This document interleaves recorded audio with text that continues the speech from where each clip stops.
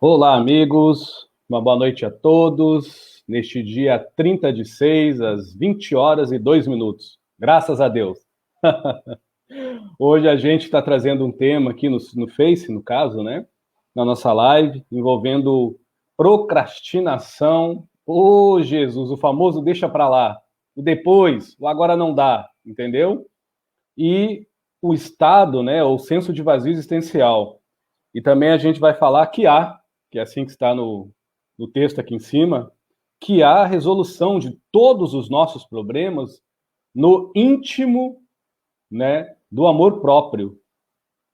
Do íntimo no amor próprio. Não seria aqui o certo do amor próprio, mas depois a gente arruma. Não tem problema não. Meus amigos, hoje o negócio só Jesus, viu? Em primeiro lugar, pedindo a bênção a Deus, ao universo, e em segundo, deixando bem claro que, como todas as lives que a gente faz, não é com pretensão de resolver a vida de ninguém, mas que é uma intenção afável e amorosa de quem sabe, em nome de Deus, em nome do afeto que está no coração das pessoas que precisarem, necessitarem, né? De uma conversa amiga, mas não menos sincera, não impositora de verdade e realidade da vida de ninguém, mas quem sabe ajude alguém a, poxa, esse rapaz falou algo aí que é mais ou menos o que eu vivo, ou se não, poxa, ele falou não tem nada a ver, sei lá, mas que ajude alguém a pensar por si mesmo e sair desse estado de procrastinação, de repetição, de auto-boicote. Eu sempre falo isso, quem procrastina e tem vício em procrastinar, vive numa ansiedade incômoda, extremamente cômoda, porque o racional dele não é afetado propriamente, né? A pessoa quer fazer, mas parece que o corpo não se move, a emoção não se comove com a seriedade, a necessidade, a essência do que ele precisa. Parece que para o corpo se mover, ele precisa de alguma forma ter o que a gente chama de massagem do ego, né? Ele precisa de sentir vontade pelas vísceras, o famoso estímulo, né? De coisas envolvendo quase sempre, com todo respeito aos procrastinadores de plantão, que assim como eu, de alguma forma sou ou fui, tomara a Deus que deixe de ser totalmente, quem sabe um dia, vamos dizer assim, que nos instigue, né, a ficar na fantasia ou algo assim. Então, quase todos, os procrastinadores são viciados em entretenimento. Eles querem se entreter. Eu quero me entreter agora, amanhã do ano que vem eu resolvo. Tá? Então eu vou levar a live de uma forma leve, por mais que o assunto não é leve não, ainda mais nos dias de hoje, que a gente não pode, não só hoje, sempre, procrastinar a nossa vida, entendeu? Tem vários amigos dentro da arte das terapias, desde psiquiatra, professores de psiquiatria, a psicoterapeutas, terapeutas, e eu não estou nivelando se é mais ou se é menos, são colegas, são amigos, e a gente conversa muito, e a gente entrou num denominador comum, isso foi até no ano passado, até 2019. A gente fez um grupo na internet fechado e conversou sobre isso, como as pessoas estão procrastinando a sua felicidade, procrastinando a sua vida. Pela uma coisa tão simples, detalhe, muitas das vezes a procrastinação começa num detalhe, no móvel que deve tirar do lugar porque está sujo embaixo, né, de uma roupa que deve deixar de usar, de um banho que deve ser tomado, coisa simples, é sério o que eu estou falando para vocês. E a pessoa vai enrolando e vai se entretendo, muitas das vezes até com coisas bacanas, com arte, com escrita, com beleza, mas se olhar com sinceridade ao que ela está fazendo, ela não sai do lugar, ele não sai do lugar, ele cria uma criatividade que fica mórbida, quase sempre vai acabar na lata do lixo, ou se não jogada num campo, num pego torto, caindo na parede, porque vai perdendo a graça. Quem procrastina não consegue ter muita graça no que faz. Então é uma coisa horrível, eu não vejo nada de bom em procrastinadores de plantão em si. E o outro processo é o processo de estado existencial de vazio, que é algo tão qual grave para os tempos de hoje. Eu sempre falo isso, né? O estado de vazio, na verdade, é um estado de preenchimento de unitilidade de achismo alheio. Só que a gente mergulha neste preenchimento que nos vazia de nós mesmos, porque a gente não consegue ter amor por nós próprios. A gente não consegue ter leveza por si mesmo. A gente não consegue ter um olhar na vitrine na vida mais luminoso, mais envernizado, parece que tudo é sem graça, a gente é sem graça, o mundo é sem graça, ou senão a gente cai, né, no vitimismo, ou senão no cupismo de ficar sempre com o dedo apontado assim para o outro, julgando e apregoando a verdade absoluta. Então, tanta procrastinação como o estado de vazio existencial é horrível. Eu vejo, né, como psicoanalista e psicoterapeuta, como um processo de doença. Não é algo, vamos dizer, normal da mente humana, porque prejudica profundamente, né, a vida do procrastinador e as pessoas que convivem com ele ou com ela, que está sempre procrastinando a sua própria existência, a sua própria criação, né, a sua própria, vamos dizer assim, jurisprudência interior de ter mais autonomia, né, mais louvor à sua sanidade e criar para fora, crescer para fora de verdade. Não ficar só patinando. Porque na vida de um procrastinador, quem vive com uma pessoa que procrastina sabe, todo mundo sofre. Porque quase sempre ele não ouve, ele sabe que procrastina, mas quando alguém tenta ajudar, está julgando. Quando alguém tenta evidenciar, né, está culpando. Então fica difícil a gente lidar com uma pessoa dentro deste tom. A mesma coisa a pessoa que se encontra, boa noite a todos, com um processo de sensação de vazio existencial. São diferentes, mas ao mesmo tempo, a forma que essas pessoas que estão momentaneamente nessas vazões agressivas a si mesmos e de vez em quando invasiva a vida alheia, porque ou julgam, ou distanciam, né? Ou se distanciam, ou pré-julgam, ou simplesmente se anulam, se desleixam, vai nesses extremos, ou se apegam também pela carência e outras vazões, a gente entende que quando as mesmas sentem que alguém está tentando ajudar, por mais que seja com muito amor, carinho e respeito, há uma tendência muito grande, se realmente a pessoa tiver uma sensação de vazio existencial, que eu não estou julgando, ou procrastina demais, como uma doença, não deixar para lá para amanhã, coisa que até eu faço, mas eu digo quando é sempre. Sempre. Por exemplo, vamos sair? Vamos. Que hora é o encontro? 10 horas da manhã, a pessoa vai ficar pronta às 6 horas da tarde. Aí que você fale. Porque se você falar, você é apressadinho, você é maluco, você não tem paciência. Coisas simples, né? A pessoa vai comprar uma coisa numa loja, todos, se tirasse uma foto digital, toda a loja tem a digital da criatura, para a criatura sair da loja ou do lugar sem comprar nada. Isso é procrastinar. Isso é perca de tempo. Então, quem convive com uma pessoa assim, procrastinador ou procrastinadora, ou tem um senso de vazio, nossa senhora, tem que ter uma paciência de Jó, porque não é fácil. Não é fácil, porque tanto um como o outro, mesmo sabendo que tem esse defeitinho, eles não aceitam. Não aceitam qualquer tipo de colocação. Pode ser a colocação mais educada que for, sempre vai surtir como julgamento. Sempre. Quase. Quando não surtir como julgamento, o procrastinador ou quem está se sentindo vazio vai se ter como vítima. Então fica difícil.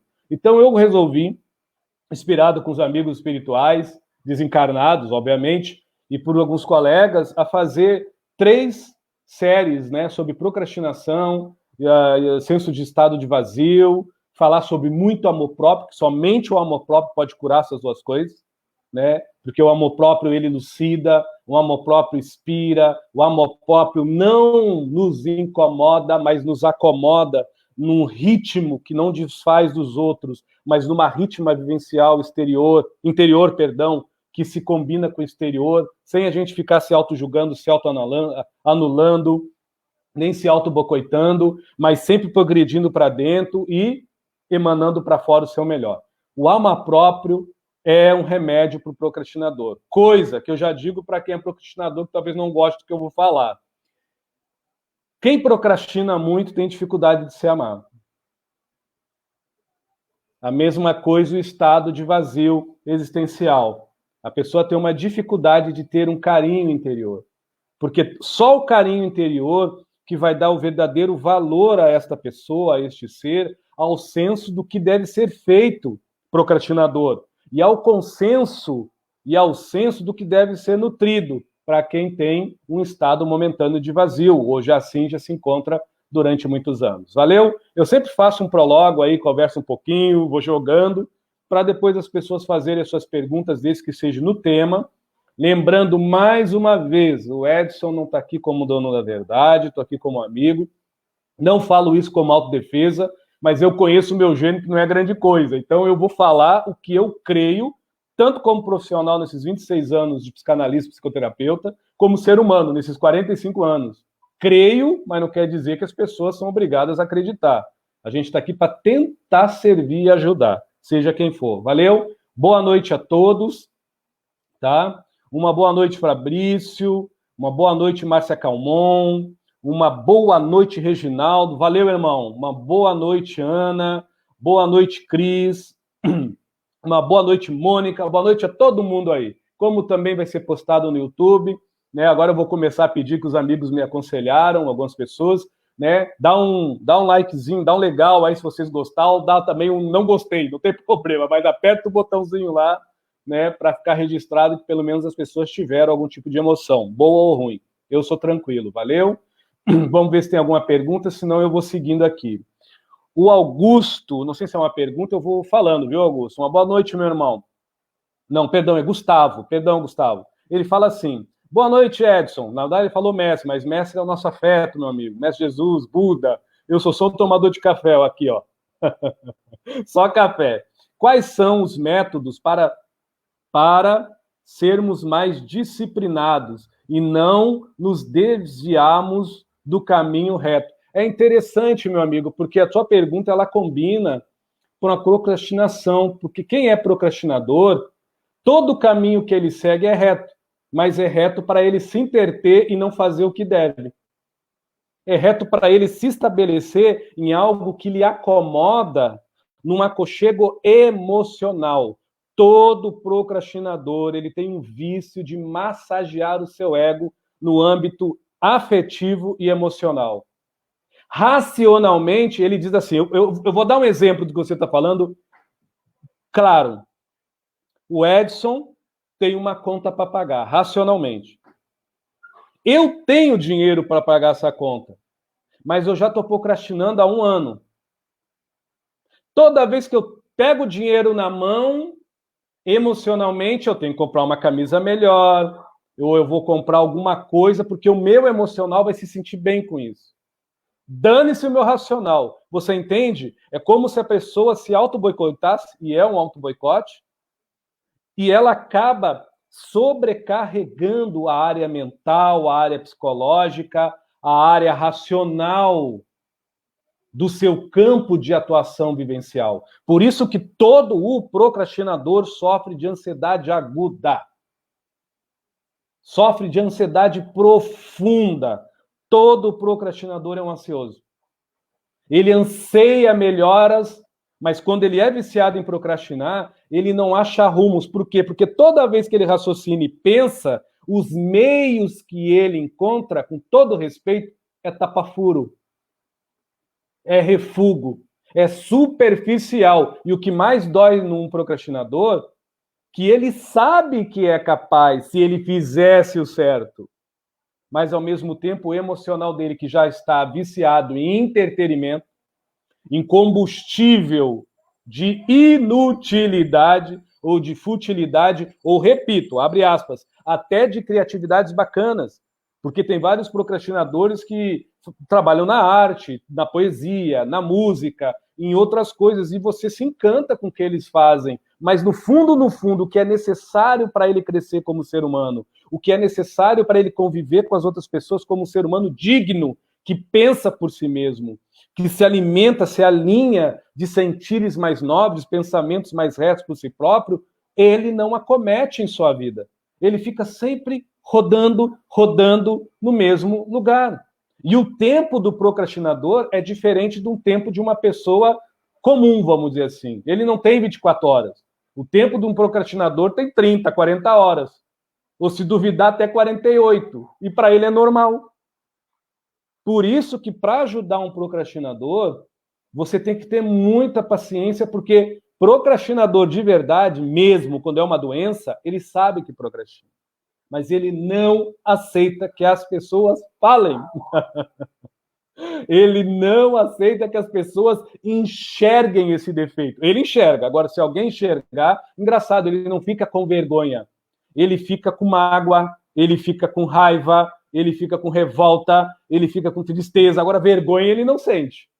A palavra vergonha não seria correta nesse quesito. Repito, quando é uma doença de procrastinar, de deixar para lá, de se sonegar, de se bocoitar. Valeu, meu amigo? Já no sentido, a pergunta aqui do Gustavo, quando envolve a gente ter uma disciplina para ser mais empoderado do caminho reto da sua própria vida, o que é o caminho reto? É tudo que lhe satisfaça, lhe deixa feliz, mas que você produza para fora algo que não tire a felicidade do outro, que não tire a alegria do outro e que, no mínimo, não fira o outro. Isso não tem nada a ver com senso espírita ou espiritual. Isso tem a ver com senso junto com consenso moral e ético de um ser humano que se diz, né, acima de um animal que não pensa. Então, nós somos racionais. Eu não quero para mim, eu não faço para o outro. O que eu não quero também que aconteça com o outro, obviamente, eu não quero para mim. Você entendeu, Gustavo? Então, quando a gente tem esse consenso, instantaneamente, mesmo ele sendo intelectual e racional, ele também nos traz um maior lapidar de amar próprio. Porque a sua pergunta, quando se fala assim, mais disciplinados, né, na pergunta dele, métodos para sermos mais disciplinados, não existe o que mais nos disciplina de que o amor justo, o amar humilde e a lucidez clara do que somos. Um procrastinador e uma pessoa com um senso de vazio existencial, ela vai romantizar o amar, então ela vai vitimizar, porque ela romantizou o amar, talvez, né, ela vai se fragilizar. Quando o amar é humilde, tudo que vem a mim até julgamento é ensinamento. Quando o amar próprio, ele não é humilde, mas ele é meloso e romântico, tudo que é contra e venha de encontro, de uma forma contrária ao que eu concebo como amar próprio, para mim é o quê? Provas. Não é ensinamento, é perseguição. Não é observação, é julgamento. Então, há uma tendência de um procrastinador e uma pessoa com senso de estado de vazio se sentir perseguido, perseguida, se sentir eufórico, se sentir sempre pré-julgado, se sentir desacolhido, mas ele se sente, mas quase sempre é uma realidade fora do contexto geral ao seu exterior, só é real por dentro dele. Você entendeu, meu amigo? Então, por isso que a lucidez e entender que o amor que é fraterno, que é para todo mundo, não é romântico, ele ajuiza, porque é justo. Então, se é para mim, é para ti, se é para mim, é até para quem eu não gosto, é a mesma coisa, todo mundo é para o mesmo saco. Se eu entender que ninguém é melhor que ninguém, nós estamos aqui, né, dependendo da nossa essência, do que nos nutrimos, o que nós somos não nos protege da dor nem do sofrimento, o que nós temos não nos inibe da dor nem do sofrimento, pode apenas superficialmente aparar, mas não nos livra, nem dinheiro nos livra da dor e do sofrimento, porque até quem tem dinheiro sofre de alguma forma. Ok, meu irmão? Agora, o que pode nos livrar de dor e sofrimento, e ter a dor como ensinamento e o sofrimento como elucidação, é o que alimamos por dentro. Isso o dinheiro não compra e nem cultura dá. Agora, educação e lucidez nos transforma. Por isso que o procrastinador sofre e uma pessoa com estado de vazio sofre, porque o racional delas quase sempre não é afetado. Só se existem alguns problemas neuronais, psicológicos. Mas a procrastinação, no começo, até quando é vício, quase sempre é um estado emocional e afetivo. Já o estado de senso de vazio é emocional e afetivo, mas também começa a afetar os padrões neuronais. Então, meu amigo, disciplina na lucidez, e disciplina, que o amor é justo que nos ajuiza e que o nosso amar próprio, além de ser incondicional, ele necessita para ontem não ser romântico, ser incondicional e humilde. Humilde de entender que quem eu amo faz xixi cocô, quem eu odeio faz xixi cocô, quem eu detesto, eu tenho raiva, se não tomar banho, vai feder, e eu, que digo que me amo, se eu não tomar banho durante um ano, eu vou feder também. Estou sendo bem claro, viu, meu amigo? É algo que muitas vezes as pessoas falam, poxa, Edson dá umas comparações, uns métodos bem malucos, mas é com simplicidade, é a realidade. Só que a gente não pensa assim, não consente assim. A gente sofre muitas das vezes por ter um amor romântico, e um amar romântico, mas um amar romântico cheio de padrões e de afirmações e de posturas e de segredos e mistérios e de julgamentos, aonde nós não nos amamos incondicionalmente e aonde, quando nós amamos o outro, nós damos um monte de condições. Se isso é correto, fazer o quê? Tá aí a humanidade, olha como a gente sofre. E não aprende nada com sofrimento, muitas das vezes, né? Valeu, Gustavo. Muito obrigado, viu, meu amigo? Vamos seguir aqui. Tem uma amiga, Cris Rosa, ela fala assim, Edson, por gentileza. Pois não, minha amiga.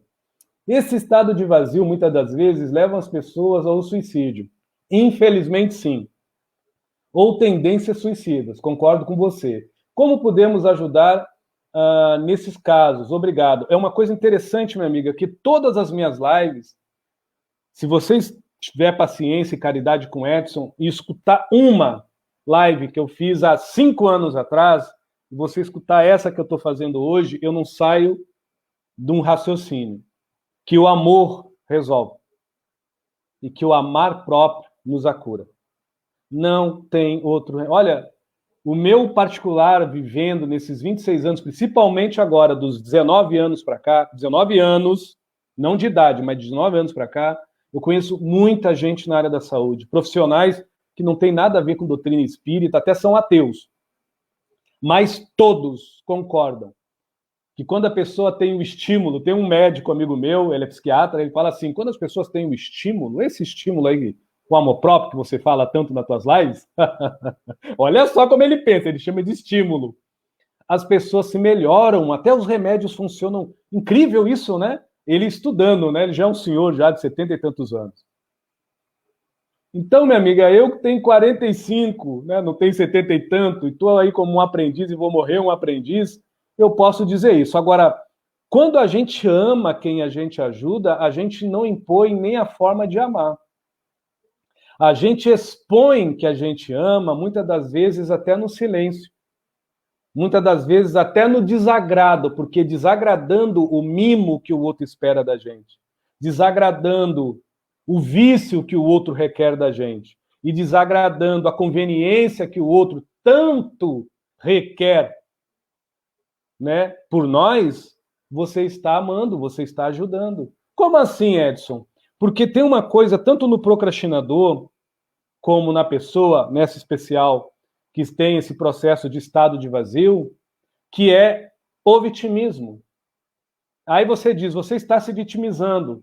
Aí a pessoa vira um bicho, porque falou de vitimismo, é como se você cutucasse com o dedo profundamente na ferida dela, mas você não está dizendo que ela está se vitimizando contra os outros.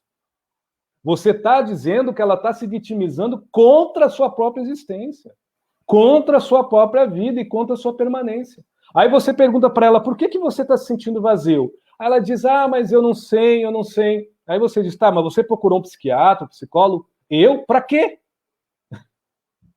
Eu entendo você, Cris. Eu trabalho há 26 anos com pessoas que passam por isso. Eu tenho, olha, eu nem posso dizer um tremendo, eu tenho amor fraterno por todas elas, porque eu sei que é uma doença. Isso é uma doença, isso não é um cacófito, isso não é um costume feio. É uma doença, sim.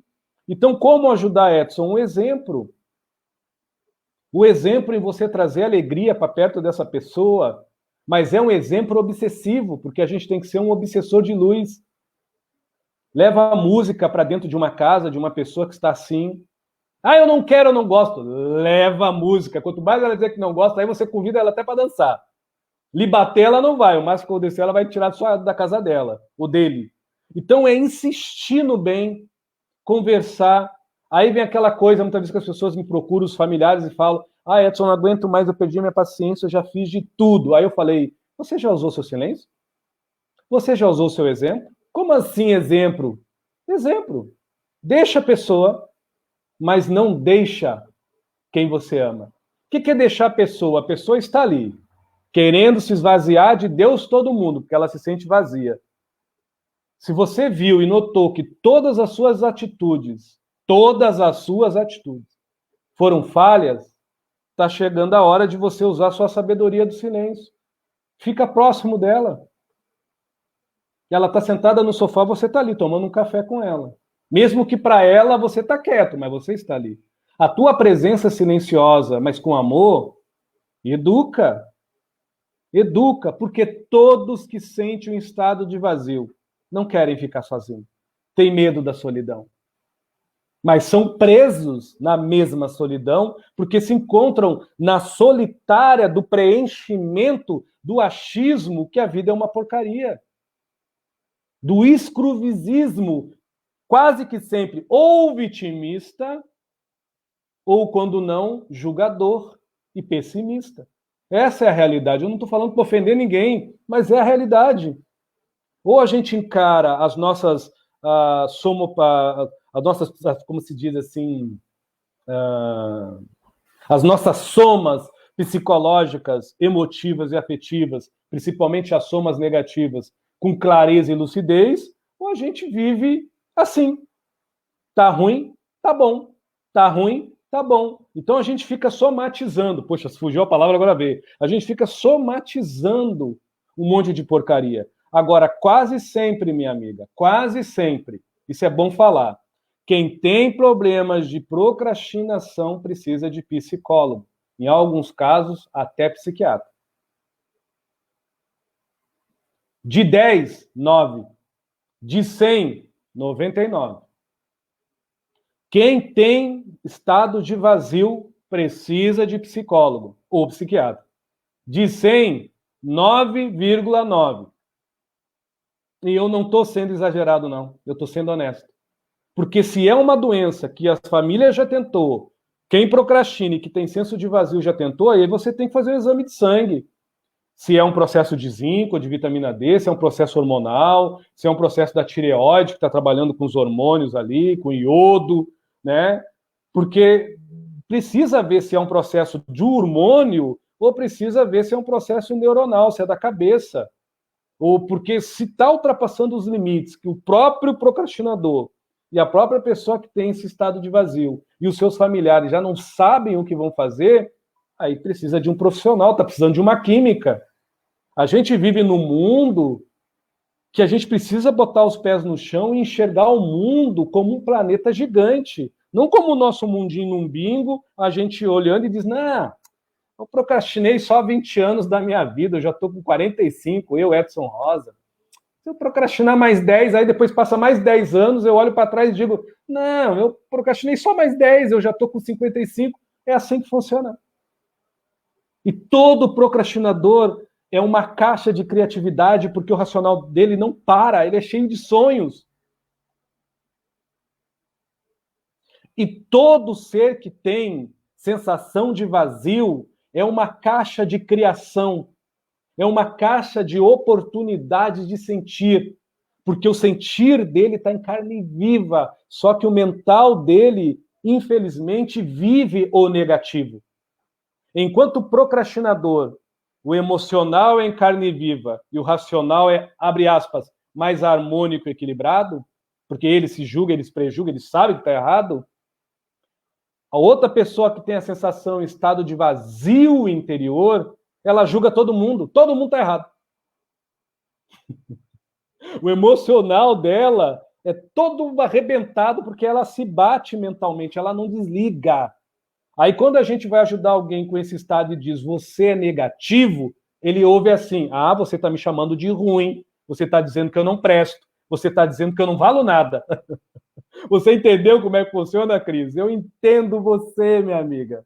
Oh, meu Deus, como eu entendo. E eu gostaria, né? Olha só a minha pretensão, meu ego, de ter uma forma de ajudar todos, mas eu estou fazendo o meu melhor. Então, o que você pode fazer, minha amiga, se é uma pessoa que aceita, tem essa, a maioria não vai aceitar que é doente, leva no psiquiatra, no psicólogo, talvez um processo hormonal, sozinho a pessoa não consegue, talvez ela tomando algum remedinho, fazendo algum tratamento, né, fazendo alguma terapia, ela consegue parar de procrastinar a sua própria vida, né, consegue deixar de viver, vamos dizer assim, nesse estado hormonal de tensão, né, ou talvez ela com esse senso de vazio, também ela consiga vivenciar maiores momentos de autoempoderamento, de brandura no seu coração. Então, se é muito grave mesmo, eu me coloco no meu lugar como psicanalista, como psicoterapeuta. Vai procurar um psicólogo ou vai procurar algum médico em si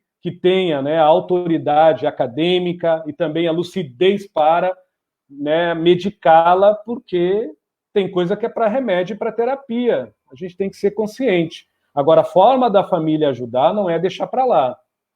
Entendeu? É mesmo no silêncio continuar ajudando. A diferença é que você não vai ficar falando, faz isso, faz aquilo, fulano, cicrano, você vai estar ali. Se ele puxar assunto, você puxa. Se não puxar, você de vez em quando diz oi. E assim vai, mas vai ajudando. Nunca desista de um procrastinador e nunca, jamais desista de alguém que está com um estado de vazio existencial, porque quase sempre o estado de vazio existencial vem com uma depressão, ou é uma depressão incubada. Por isso que eu estou falando nesse tom de medicamento, coisa assim. Já a procrastinação é um estado de carência exacerbado, onde a pessoa tem carência de fazer, mas ela tem ansiedade de se ter naquilo que faz. Ela não consegue se ver, ela não consegue se sentir naquilo que faz. Então, quase sempre ela vai se sentir na futilidade da distração. Aí, quando passa os anos e a pessoa olha para os lados, ela diz: meu Deus, eu só fiz isso que me dava prazer emocional, mas o que dava prazer aos outros, o que dava motivação, além de mim mesmo, eu deixei para onde? Para quando? Então, ela tem essa dificuldade de entender emocionalmente isso, conceber emocionalmente isso. Porque racionalmente ela sabe, ou ele sabe, que está fazendo mal a ele e à família, assim como a pessoa que tem esse estado de vazio. Por isso que nós devemos ajudar ambas as pessoas sem julgamento. Eu posso usar palavras fortes, que é para ver se acorda, mas Deus está no meu coração e Ele sabe que não há julgamento. Valeu, Cris? Muito obrigado, viu?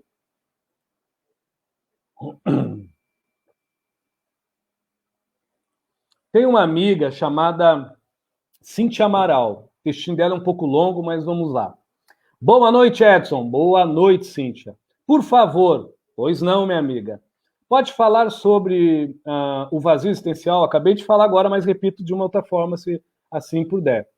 Causado pelo senso de bom ou ruim. Esse negócio de senso de bom e ruim é um consenso muito de como as pessoas veem as coisas.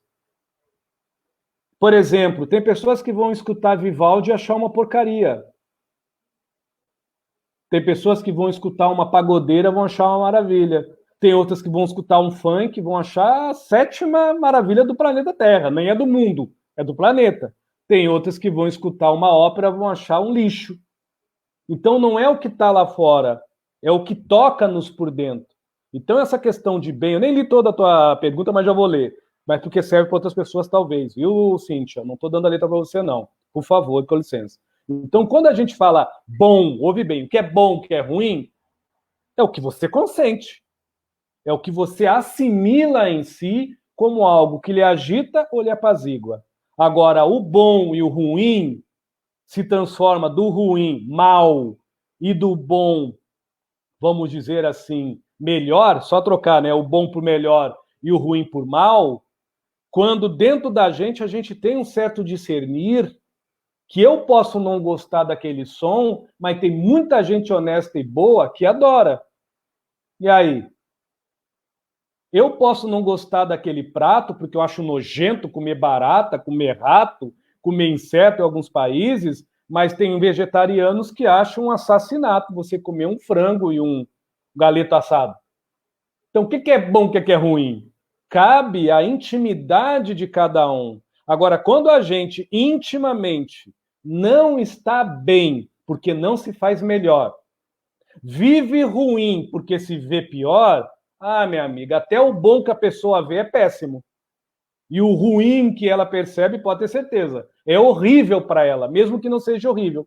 Então, os valores ficam nubrados conforme a pessoa valoriza o que lhe alima, conforme a pessoa se realiza naquilo que lhe alimenta e que lhe sustenta por dentro. Não no que ela deduz e se traduz por fora, mas naquilo que ela se concebe em paz ou no inferno, no interior da sua consciência, da sua humanidade. Seguindo o textinho dela, eu tinha que falar isso aí, que talvez sirva para alguém. Seguindo o textinho dela, ela termina no bom e ruim e continua. Quando se vê no ruim, olha aí, tudo é ruim, é o que eu acabei de falar agora. Como corrigir esta visão externa? Corrigindo o interior. O interior está enfermo e está doente. O primeiro passo para a cura é aceitar que você ou eu não somos a enfermidade. A enfermidade quer ser a gente. O primeiro passo para a cura é entender que não... Eu, Edson, não sou a enfermidade. Mas de vez em quando tem umas enfermidades aí que quero assumir o meu RG, viu? Eu não posso permitir que isso aconteça. Eu preciso ter a lucidez de entender que eu sou eu, a doença é a doença. Ok, Cíntia? Seguindo o texto dela, como corrigir essa visão? Acabei de falar agora. Que causa o autoabandono, concordo com você. E autoagressão, também concordo, é o que eu acabei de falar agora. Como começar a corrigir esta reação negativa? Até chegar o autoamor. Quando fala do autoamor, que também faz parte desse tema, e vai fazer parte dessas 3 lives, essa primeira, a gente entende que o autoamor, ele não é corretivo, ele é elucidativo. Por que ele não é corretivo, Edson? Porque ele não condena. E por que ele é elucidativo, Edson? Porque ele acentua e ele lhe estimula através desses acentuamentos, mesmo de acertos já nutridos ou de erros ainda proferidos, que você pode mais. Quando é erro que você pode mais, sair deles. Quando é acertos que você pode mais, fazer melhor. Por quê? Porque o amor próprio, ele é não puxa-saco, mas ele é um encantado pela nossa existência interior. Quando a gente se ama, é como se tivesse uma outra persona dentro da gente dizendo assim, tá ruim, mas você vai fazer melhor. Tá bom, você consegue melhor. Ainda não conseguiu, mas você vai conseguir. Então ele é o nosso estímulo de atitude. Ele não precisa de estímulos por fora, porque nós já temos a atitude mais estimulante por dentro de nos satisfazermos, mesmo que o mundo esteja caindo por fora, mas nos satisfazemos com o nosso silêncio. Nos alegrarmos com a nossa própria alegria, por sermos quem somos, com defeito ou não.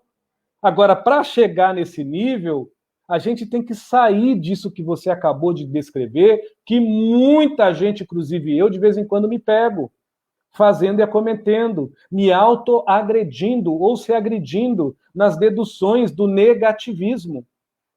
Então, a gente sai da doença quando a gente olha para dentro e diz, meu Deus, eu estou fedendo a podre, eu estou doente, eu não sou isso. Eu assumo, eu sou negativo. O mundo não é uma maravilha, não é um castelinho de Alice, as pessoas são más, são ruins, mas também tem muita gente boa. Eu opto em não julgar quem é ruim e eu opto por decisão de não me adoecer com essa gente. E eu opto por decisão de amor próprio, de eu me curar, sendo uma gente que se faz bem. Então, quando você opta com decisão e olha para a tua doença com a lei da razão e do bom senso, você não vai se penalizar por peninha, nem vai se frechar ou se ferir por culpa, nem muito menos se afugentar por medo. Mas você vai se ocupar da lucidez de se autotratar com respeito. O amar próprio não julga, ele nos oferta este respeito dentro deste conceito que a lucidez impera entre o bem e o mal, entre o sim e o não, através do equilíbrio da razão e do bom senso, que vai dizer muitas vezes para você e para o Edson Rosa que mesmo sendo bom, nem sempre deve ser feito. que mesmo sendo ruim para alguns, nem sempre deve ser sonegado ou, se não, negado a ser falado. Muitas vezes a gente tem que falar coisas ruins, mesmo que machuque alguém que você ame. E muitas das vezes você tem que dizer não para uma coisa boa, porque nós não somos capazes de fruir no que há de melhor, naquele momento de dor e sofrimento e enfermidade, que quer nos encrasurar nesse ou vitimismo ou nesse cupismo. De muitas das vezes a gente encontra pessoas que se agarram na sua dor, porque se não tem dor, e se não tem sofrimento e não tem julgamento, elas não se sentem bem. É que nem um dizer que de vez em quando eu coloco, eu já até vou ver aqui direitinho, tá aqui, ó. Eu vou botar aqui, ó. Há pessoas que têm ódio dos males e maldades alheias, porém, quando têm ódio, se acalmam. Viu, minha amiga? Eu não estou pegando a deixa para fincar ali a faquinha no dedinho embaixo da unha de ninguém. Mas é isso.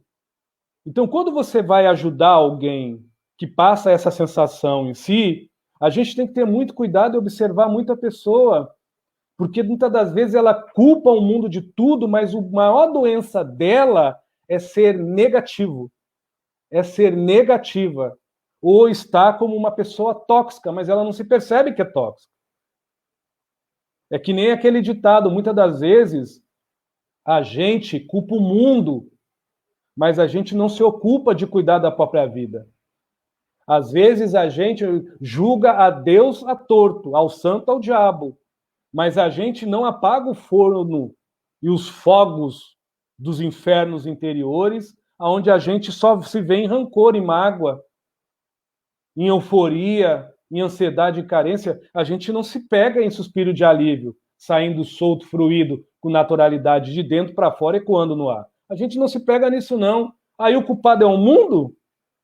Aí, minha amiga, é psicólogo, psiquiatra, psicoterapeuta, remédio, tratamento e terapia. E muita hombridade para assumir que sozinho não consegue, que sozinha não consegue. Mas com a ajuda de alguém capacitado, com a ajuda dos familiares e com muito amor próprio, e mais do que coragem, atitude de se assumir, de se empoderar da sua própria vida, a pessoa sai dessa sistemática de não se querer bem, de só ver o mundo como algo mal. E pior, não conseguir ter amor próprio, meu Deus, isso é horrível.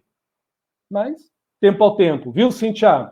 Eu creio que eu respondi não diretamente para você, e não foi. Você já sabe o meu estilo, eu gosto de responder de uma forma que cada um pegue da forma que quiser, e a gente respeita. E quem sabe, né? Pode ajudar alguém a dizer, opa, eu acho que é por aí. Ou não, cada um dentro do seu tempo, do seu nível de consciência.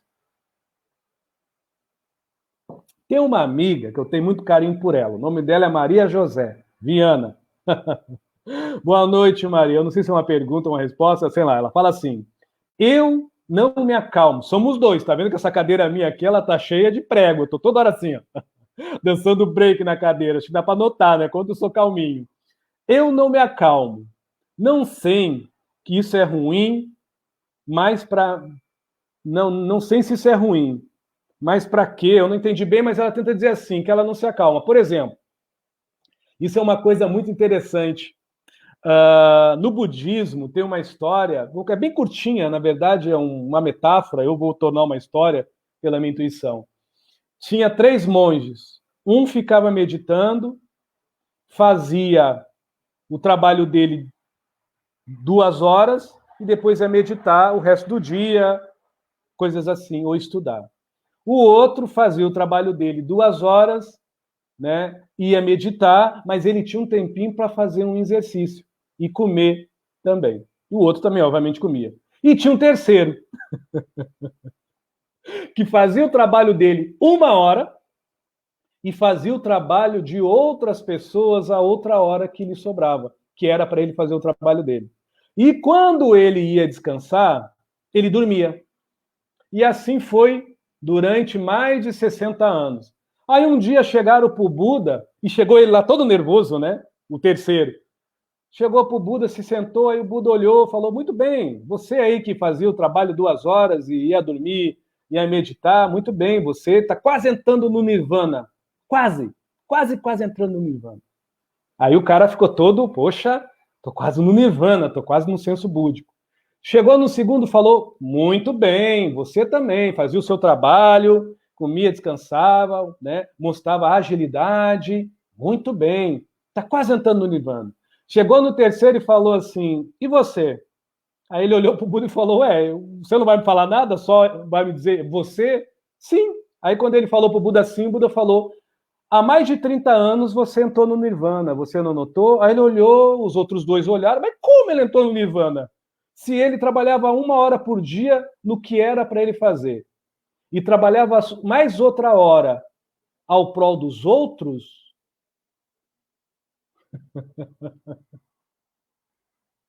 ai, minha amiga, eu amo o budismo zen, porque para quem só pensa com a intelectualidade, talvez não entendeu a metáfora, mas eu vou explicar bem simples. Quem trabalha 1 hora bem e com amor equivale a 24 horas. Agora, quem trabalha bem 1 hora com amor para os outros, pode ter certeza, isso vale uma eternidade. É isso que Buda tentou dizer. Porque aquele que trabalhava 1 hora para ele, ele fazia as coisas apressado, correndo, mas bem, perfeito. Tanto é que Buda falou, você trabalhava 1 hora, mas fazia excelente, como se fosse 2. E ainda lhe sobrava mais 1 hora para você ajudar os outros que você nem sabia quem era. Meu Deus, você já entrou em Nirvana e não sabe? Então, Maria, se você é agitada que nem o Edson e faz o seu melhor e o teu coração é brando, vamos curtir esse Nirvana búdico. Não esquenta a cabeça com os outros, não. Fica com Deus, viu, minha irmã? Nossa Senhora. Vamos lá. Boa noite, Edson, amiga chamada Marlene. Boa noite. Se tiver mais alguma pergunta que algum amigo queira ajudar, por favor, viu? Não sou dono da verdade, não. Fiquem à vontade, não há estresses. Vamos lá. Edson, como eu posso tentar ajudar um procrastinador que não sabe que é procrastinador, mas todo mundo vê, a se autoajudar? Eu acabei de falar do exemplo. Uma boa conversa amiga e sincera, entendeu? A gente, nossa, olha, o poder da amizade, quando é real, é transformador na vida das pessoas.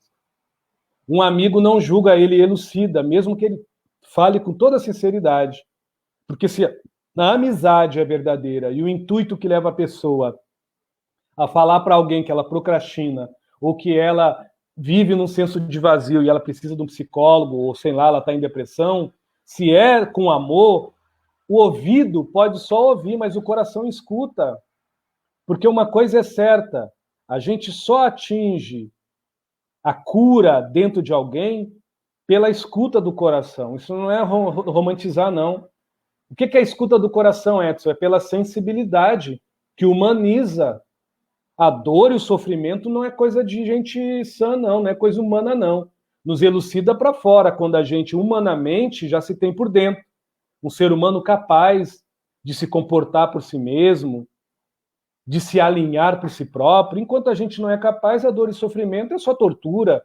Dor e o sofrimento é só rancor e ranger de dentes. Mas até lá, a gente vai aí vivendo e concebendo, cada um no seu nível de consciência. Eu vou ver aqui se tem algumas perguntas, tá? Na verdade, tem. Ai, olha aqui, ó. Olha aqui que me trouxeram aqui, ó, cartinhas, mas vamos lá. Mas é bacana quando a coisa vai fluindo. Edson, boa noite. A cartinha aqui que me mandaram aqui, ó. Seria correto ponderar que o ser que traz na sua personalidade, gênio, a desvirtude da procrastinação, concordo, é uma desvirtude mesmo. Teve mães castradoras ou abusivas no sentido do desafio e superação das dificuldades, não respeitou o aventurar-se da criança em descobrir-se. A pessoa está perguntando assim, eu vou até mais longo, que muitas das vezes, eu já ouvi isso como psicanalista, vinham algumas pessoas a mim dizer, poxa, Edson, eu sou procrastinador porque o meu pai me tolhiu a minha infância. Eu sou procrastinador porque a minha mãe foi muito dura, perseguidora, foi uma carrasca, não foi mãe. Olha, eu vou falar uma coisa com toda a sinceridade do mundo que eu tenho. Eu agradeço muito a filosofia espírita e agradeço muito Lacan, Jung e Freud. dentro da psicanálise, ou psicoterapias, ou psicologia.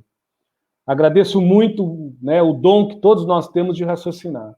Já pensou se todas as crianças que fossem abandonadas pelos pais, o pai se separou da mãe, tivessem problemas graves de personalidade, não crescessem na vida porque não progridem para dentro?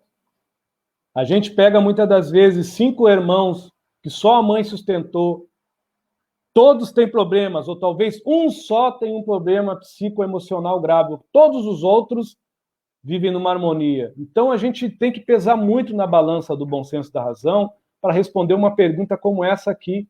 Porque eu não posso dizer que toda a laranja no laranjal, mesmo sendo laranja, pesa da mesma forma ou é suculenta mesmo vindo do mesmo pé. Tem laranja azeda do mesmo pé, como tem laranja doce, bem docinha, levemente azeda, no mesmo pé de laranjeira. O que eu estou tentando dizer? É relativo, para quem perguntou. Muito relativo. Vai muito de como o espírito encarnante, se eu levar para o lado espiritual, agora se eu levar para o lado psicológico, é óbvio que abala. Agora, se eu levar para o processo neurológico e emocional, mediante ao processo do crescimento moral e ético de uma criança que assim viveu por muitos anos, e talvez assim como o adulto ou adulta vive, repreendida, perseguida por um pai, por uma mãe possessivo, agressivo ou agressiva, aí eu concordo que pode haver sim essa procrastinação. Mas se essa pessoa que fez essa pergunta assim se sente perseguido ou assim consente que isso é realidade, ela entende que a procrastinação dele ou dela é uma futilidade. É fútil. E eu entendo bem o que é a palavra fútil, viu? Eu entendo bem o peso da palavra futilidade. Porque quase sempre essa pessoa que assim viveu conforme essa pergunta, se assim for, ela tem uma tendência inconsciente de fazer o que a mãe e o que o pai fez com ela, com os outros. Só que de uma forma mais inteligente. Como assim, Edson? Isso talvez sirva para as pessoas que estão me ouvindo aí, não só para essa pessoa que me perguntou. Você teve um pai ou uma mãe que lhe tolhiu na tua infância. Demais, demais. E hoje você cresceu, tenta ainda lhe tolir. É aquele pai, aquele mãe, ou aquele ser, aquele que parece que quer entrar debaixo da tua pele. Pode ter certeza que há uma grande chance, se você for um procrastinador, ter essa doença de procrastinar, de não perceber que você avacalha a vida de quem vive com você. No sentido tempo e espaço. Edson, avacalha é uma palavra tão pesada, não é a realidade. Esse que é o problema do Edson Rosa. Eu não consigo tratar as pessoas fora de amor, mas o amor ajuiza. Não faz bem viver com procrastinador. Porque a pessoa tem que mudar todo o seu ritmo interior para se adequar àquele que se vitimiza pela procrastinação de se sentir perseguido pela sua, né, progênita, pela sua prole, pelo seu pai, pela sua mãe. É uma realidade nua e crua. Eu só estou botando em cima disso, pela primeira vez eu vou falar, e não é soberba minha. 26 anos de terapeuta. Eu creio que eu não aprendi muito, mas isso aí não é uma nem duas. Muitas pessoas vêm a mim falar isso. Porque o meu pai fez isso, porque minha mãe fez isso. Eu fui criado pela minha avó e pelo meu avô. Eu já sabia desde os 4 anos que a mãe que eu chamava de mãe não era minha mãe. Nem o pai que eu chamava de pai era meu pai. Tive traumas? Tive. Fiz tratamento psicoterapêutico? Fiz. Eu não vou estar contando a minha vida, mas eu senti na carne. Então eu posso falar sobre isso aqui. Não me senti perseguido por eles? Não, porque com 14 anos eu já tinha uma casa. Eu sempre quis crescer na vida. Não para mostrar para os outros, mas por mim mesmo. Aí, quando eu falo isso, eu não estou meçando a minha vida por essa pessoa nem por ninguém. Mas o que mais passa por mim, muitas das vezes, é pessoas que nasceram na mesma família, 2 têm doença, 3 estão bem. 5 filhos iguais. Viveram a mesma coisa, comeram a mesma coisa, vestiram parecido a mesma roupa, tiveram a mesma educação, só que cada um tem, mediante o seu psique, o seu assimilar na vida, um senso de ver para fora opaco ou envernizado, adocicado ou amargo. em paz, apaziguado, ou em confusão, em turbilhonamento emocional. Então, a gente tem que pesar muito para culpar o pai e a mãe, que talvez tenham, sim, uma dose de muito descuido, porque mal criaram o emocional dos seus filhos, que um pai e uma mãe, o básico é ser amigos, não ser carrascos. O básico é ser amigo, não ser carrasco. E um amigo, quando tem que dizer não, diz na cara, não é agora, não faz, tá de castigo e pronto. Mas não ser um carrasco na base do bufetão, na porrada, ou na base de maltrato e da humilhação, humilhando o filho ou a filha na frente das pessoas. Isso causa trauma. Agora, dizer que eu concordo com essa pergunta que me fizeram aqui, que a procrastinação pode vir através... Eu vou falar, não a pessoa que perguntou, por culpa, porque a mãe maltratou e persegue, ou porque o pai maltratou e persegue, é muito relativo. Muito relativo. Pode acontecer, mas ao meu saber, de 10 casos, 3, 4. Ou até pode ser a maioria, porque eu posso estar aqui falando uma bobagem, mas para mim, nesses 26 anos de terapia, o que eu vejo é isso. Pode acontecer? Pode. E mesmo assim, se acontece, quando a pessoa cresce e começa a se enobrecer e entender, o que é se enobrecer? Se esclarecer, ter lucidez, e entender que quem lhe fez o mal foi o outro, e mesmo que foi um pai ou uma mãe que lhe fez bullying ou que lhe prejudicou, cabe a ela ter o quê? A lucidez do seu amor. Cabe a ela chegar e dizer assim, ó, dar as duas mãozinhas a ele, a palmatória, e dizer, olha, eu sei que eu procrastino. Eu sei quem me prejudicou nisso. Agora, eu, que já sou adulto e adulta, sei como sair. Eu vou procurar amanhã um psicólogo. Procurar fazer uma terapia, porque se eu ficar remunhando dentro da minha cabeça o meu passado de maus tratos, ou alimentando no meu ser os maus tratos que ainda vivo, eu vou viver a minha vida inteira, e quem está comigo, no atraso da procrastinação. Simples assim. Valeu? Está respondida a pergunta para quem servir, porque não dá para deixar para depois. Até para perguntar, muitas das vezes, a pessoa procrastina. Como está dizendo aqui a Zing e o seu Sete, um amigo espiritual. Então não dá para procrastinar mais. Tem que assumir, eu preciso de ajuda. Não é normal. Não é normal, não é normal, mas não é normal mesmo. Porque se uma pessoa tem uma noção que alguém lhe fez o mal, ela deve ter uma noção de como se fazer o bem, correto? Porque senão ela vai estar fazendo ele pior de quem lhe fez o mal. Vai estar julgando quem lhe fez o mal e vai estar o quê? Se subjugando a um passado de dor e sofrimento. E o que vai sobrar para ele ou para ela no seu momento de adulto? Se é casado, coitado do marido, coitado da esposa, coitado dos filhos, pode dar amor, pode dar carinho, mas no conjunto da vida, todos vão ter que se alinhar ao seu tempo. Porque se não se alinhar ao seu tempo, vai ficar difícil. É horrível, ok? Ai, ai. Nossa senhora, agora que eu me liguei no que eu falei, vai fazer o quê, né? Os amigos que estão ajudando é a realidade. Doa quem doer, fazer o quê? Está na hora das pessoas levantar e andar. Lembrando que a minha verdade não é absoluta, a gente não está condenando nem julgando ninguém. A gente está tratando as pessoas com uma observação amorosa, justa e honesta e sincera. Nós estamos numa época que a gente precisa se amar, é isso que eu estou tentando dizer. Ah, eu sofro, eu tenho dor, se ama, meu irmão. Somente o teu amor próprio, somente o teu carinho te acalenta por dentro.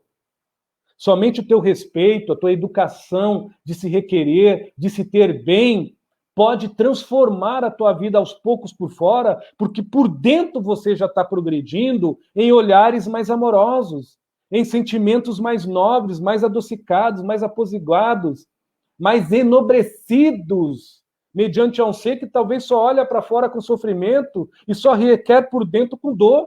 Isso é horrível. Eu desconheço, mesmo como terapeuta, um remédio mais eficaz para procrastinação e para estado de vazio interior de que o amor próprio. Não tem, não. Não tem, não. Valeu? Já é quase 1 hora de live. Eu não vou me alongar muito. Deixa eu ver se tem mais alguma pergunta. Se tiver, a gente tenta fazer uma explanação curta, mais direta e amorosa, respeitosa. Não estou achando, não. Creio eu que não. Se tiver, eu vou fazer mais 2 lives. Essa até foi um pouco mais tensa, mas as outras eu vou tentar fazer mais leve, mais tranquilo. Apesar que eu estou tranquilo, um tranquilo agitadinho, que é meu jeito mesmo. Como a Maria falou lá que é agitadinho, eu também sou.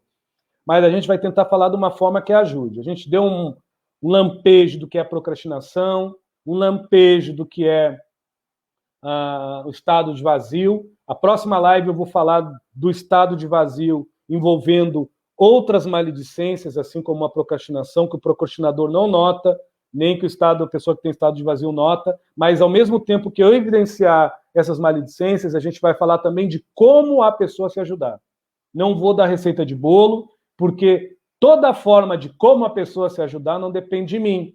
Vai depender de você, dela, ou de vocês, ou sei lá de quem for, que talvez procrastina a sua vida e que talvez ainda predestina a sua vida a ficar nesse nesse sufoco, nesse autoconfronto interior de não se sentir preenchido de amor próprio e ficar nessa coisa de vazio de existência que é horrível.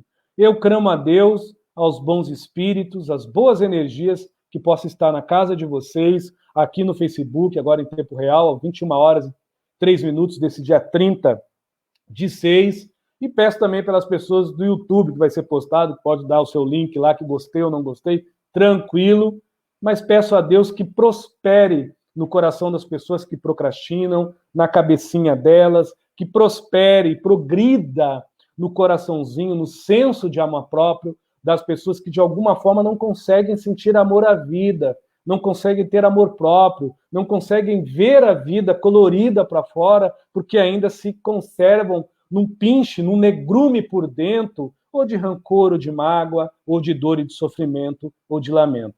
Que Deus, amor, prospere com afeto, com afabilidade, com gratitude, com boa vontade, dentro do coração de todos nós. Valeu? Muito obrigado, uma boa noite. Próxima agora que tiver, vamos continuar no mesmo tema, mas com abordagens mais profundas e, se possível, diferentes. Muito obrigado a todos, viu? Obrigado mesmo. Valeu pelas perguntas. Valeu.